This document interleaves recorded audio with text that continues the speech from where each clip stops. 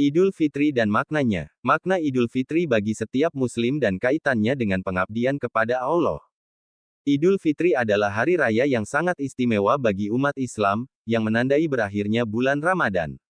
Secara bahasa, Idul Fitri berasal dari kata id yang berarti kembali dan fitri yang berarti suci atau berbuka. Dengan demikian, Idul Fitri dapat dimaknai sebagai kembalinya seseorang kepada kesucian setelah sebulan penuh berpuasa dan menjalankan ibadah. Makna Idul Fitri bagi setiap Muslim. Kemenangan spiritual. Idul Fitri adalah momen kemenangan setelah menjalani ibadah puasa, menahan hawa nafsu, dan meningkatkan ketakwaan kepada Allah. Kemenangan ini bukan hanya dalam menahan lapar dan haus, tetapi juga dalam mengendalikan diri dari perbuatan yang dilarang. Pembersihan diri. Puasa Ramadan mengajarkan umat Islam untuk membersihkan jiwa dan raga dari dosa-dosa. Idul Fitri melambangkan pencapaian kebersihan spiritual setelah menjalani ibadah dengan penuh keikhlasan.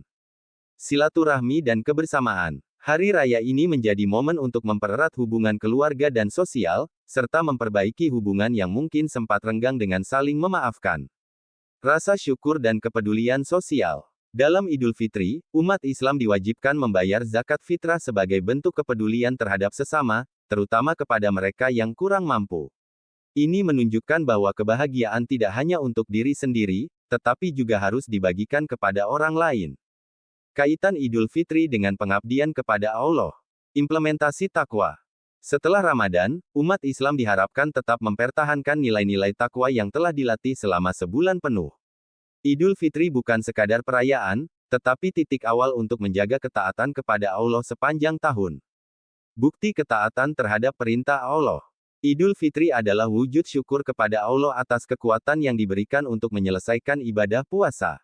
Dalam Al-Quran, Allah berfirman, "Dan hendaklah kamu menyempurnakan bilangan puasa, dan mengagungkan Allah atas petunjuk-Nya yang diberikan kepadamu, supaya kamu bersyukur." Quran Surat Al-Baqarah, 185. Home QS. Al-Baqarah ayat 185. QS. Al-Baqarah ayat 185.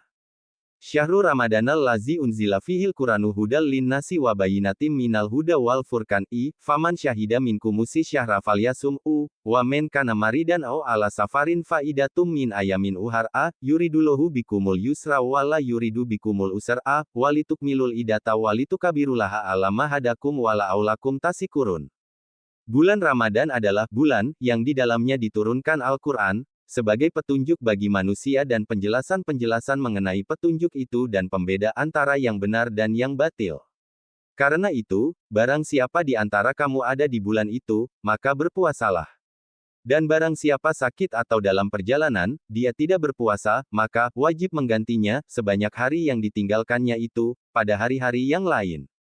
Allah menghendaki kemudahan bagimu, dan tidak menghendaki kesukaran bagimu. Hendaklah kamu mencukupkan bilangannya dan mengagungkan Allah atas petunjuk-Nya yang diberikan kepadamu, agar kamu bersyukur. Juz kedua. Tafsir. Bulan Ramadan adalah bulan yang di dalamnya untuk pertama kali diturunkan Al-Quran pada Lailatul Qadar, yaitu malam kemuliaan, sebagai petunjuk bagi manusia dan penjelasan-penjelasan mengenai petunjuk itu dan pembeda antara yang benar dan yang salah. Karena itu, barang siapa di antara kamu ada, yakni hidup, di bulan itu dalam keadaan sudah akil baligh, maka berpuasalah. Dan barang siapa yang sakit di antara kamu atau dalam perjalanan lalu memilih untuk tidak berpuasa, maka ia wajib menggantinya sebanyak hari yang ditinggalkannya itu pada hari-hari yang lain. Allah menghendaki kemudahan bagimu dengan membolehkan berbuka, dan tidak menghendaki kesukaran bagimu dengan tetap mewajibkan puasa dalam keadaan sakit atau dalam perjalanan. Hendaklah kamu mencukupkan bilangannya dengan berpuasa 1 bulan penuh dan mengakhiri puasa dengan bertakbir mengagungkan Allah atas petunjuk-Nya yang diberikan kepadamu, agar kamu bersyukur atasnya. Ayat ini menerangkan bahwa pada bulan Ramadan, Al-Quran diwahyukan.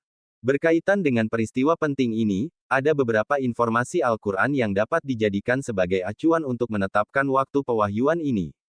Ayat-ayat itu antara lain Surah Al-Qadar, 97/1, ayat ini mengisyaratkan bahwa Al-Quran diwahyukan pada malam yang penuh dengan kemuliaan atau malam Qadar.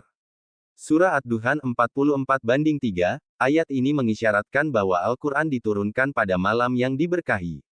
Surah Al-Anfal pukul 8.41, ayat ini mengisyaratkan bahwa Al-Quran itu diturunkan bertepatan dengan terjadinya pertemuan antara dua pasukan, yaitu pasukan Islam yang dipimpin Nabi Muhammad dengan tentara Quraisy yang dikomandani oleh Abu Jahal, pada Perang Badar yang terjadi pada tanggal 17 Ramadan. Dari beberapa informasi Al-Quran ini, para ulama menetapkan bahwa Al-Quran diwahyukan pertama kali pada malam Qadar, yaitu malam yang penuh kemuliaan, yang juga merupakan malam penuh berkah, dan ini terjadi pada tanggal 17 Ramadan, bertepatan dengan bertemu dan pecahnya perang antara pasukan Islam dan tentara kafir Quraisy di Badar, yang pada saat turun wahyu itu Muhammad berusia 40 tahun. Selanjutnya peristiwa penting ini ditetapkan sebagai turunnya wahyu yang pertama dan selalu diperingati umat Islam setiap tahun di seluruh dunia. Berkenaan dengan malam Qadar, terdapat perbedaan penetapannya, sebagai saat pertama diturunkannya Al-Quran, dan malam Qadar yang dianjurkan Nabi Muhammad kepada umat Islam untuk mendapatkannya. Yang pertama ditetapkan terjadinya pada tanggal 17 Ramadan, yang hanya sekali terjadi dan tidak akan terulang lagi. Sedangkan yang kedua, sesuai dengan hadis Nabi, terjadi pada 10 hari terakhir Ramadan, bahkan lebih ditegaskan pada malam yang ganjil. Malam Qadar ini dapat terjadi setiap tahun, sehingga kita selalu dianjurkan untuk mendapatkannya dengan persiapan yang total yaitu dengan banyak melaksanakan ibadah sunnah pada 10 hari terakhir Ramadan. Ayat ini juga menjelaskan puasa yang diwajibkan ialah pada bulan Ramadan. Untuk mengetahui awal dan akhir bulan Ramadan Rasulullah SAW telah bersabda, "Berpuasalah kamu karena melihat bulan Ramadan, dan berbukalah kamu, karena melihat bulan Syawal apabila tertutup bagi kamu." Dalam satu riwayat mengatakan, apabila tertutup bagi kamu disebabkan cuaca yang berawan, maka sempurnakanlah bulan Sya'ban 30 hari, dan dalam satu riwayat Muslim, takdirkanlah, atau hitunglah bulan Sya'ban 30 hari. Riwayat Al-Bukhari dan Muslim. Mengenai situasi bulan yang tertutup baik karena keadaan cuaca, atau memang karena menurut hitungan falakiyah belum bisa dilihat pada tanggal 29 malam 30 Sya'ban, atau pada tanggal 29 malam 30 Ramadan, berlaku ketentuan sebagai berikut, siapa yang melihat bulan Ramadan pada tanggal 29 masuk malam 30 bulan Sya'ban, atau ada orang yang melihat bulan, yang dapat dipercayai, maka ia wajib berpuasa keesokan harinya. Kalau tidak ada terlihat bulan, maka ia harus menyempurnakan bulan Sya'ban 30 hari. Begitu juga siapa yang melihat bulan Syawal pada tanggal 29 malam 30 Ramadan, atau ada yang melihat, yang dapat dipercayainya, maka ia wajib berbuka besok harinya. Apabila ia tidak melihat bulan pada malam itu, maka ia harus menyempurnakan puasa 30 hari. Dalam hal penetapan permulaan hari puasa Ramadan dan hari raya Syawal agar dipercayakan kepada pemerintah, sehingga kalau ada perbedaan pendapat bisa dihilangkan dengan satu keputusan pemerintah, sesuai dengan kaidah yang berlaku. Putusan pemerintah itu menghilangkan perbedaan pendapat. Orang yang tidak dapat melihat bulan pada bulan Ramadan seperti penduduk yang berada di daerah Kutub Utara atau Selatan di mana terdapat 6 bulan malam di Kutub Utara dan 6 bulan siang di Kutub Selatan, maka hukumnya disesuaikan dengan daerah tempat turunnya wahyu yaitu Mekah di mana daerah tersebut dianggap daerah mutadilah, daerah sedang atau pertengahan atau diperhitungkan kepada tempat yang terdekat dengan daerah Kutub Utara dan Kutub Selatan. Pada ayat 185 ini, Allah memperkuat ayat 184, bahwa walaupun berpuasa diwajibkan, tetapi diberi kelonggaran bagi orang-orang yang sakit dan musafir untuk tidak berpuasa pada bulan Ramadan dan menggantikannya pada hari-hari lain.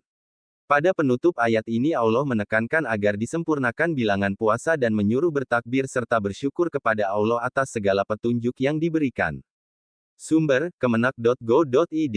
Menjaga kesucian diri. Kembali kepada fitrah berarti kembali kepada keadaan yang bersih dari dosa. Oleh karena itu, seorang muslim yang merayakan Idul Fitri seharusnya semakin meningkatkan ibadahnya sebagai bentuk pengabdian kepada Allah.